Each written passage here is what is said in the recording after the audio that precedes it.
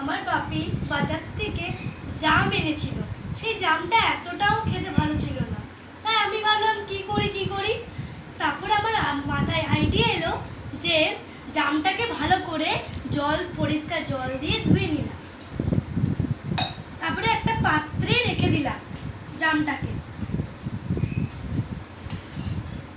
তারপরে একটুকু নুন দিয়ে দিলাম।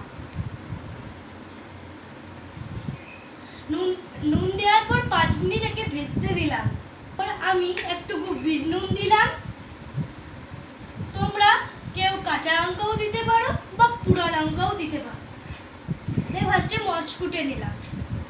তারপরে একটু লেবু দিয়ে দিলাম। তারপরে একটু গোলমরিচ গুঁড়া দিয়ে দিলাম।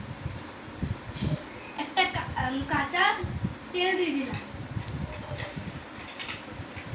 ভালো করে মেখে খেয়ে দেখলাম দারুণ হয়েছে।